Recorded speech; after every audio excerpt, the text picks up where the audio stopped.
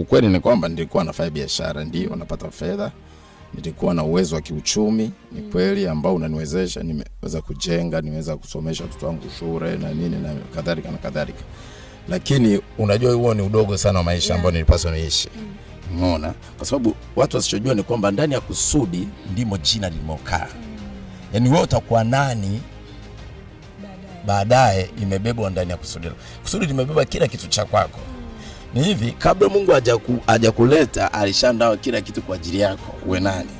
Utagundua kwamba Adamu kabla hajawekwa Eden, Mungu alishaweka provision zote ambazo atazihitaji Adamu pale Eden. Kwa maisha yake yote alikuwepo pale ndani kwenye ile kusudi lake la kuilima bustani na kuitunza. Sasa ndani ya kusudi ndimo ambamo kuna jina la mtu, uwe nani kesho, uwe na heshima gani, imebebwa ndani ya kusudi lako.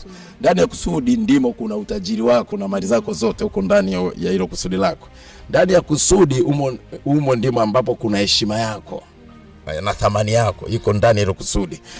Yaani ni kile ambacho utakifanya kwenye kusudi ndicho kitakachokupa jina kesho.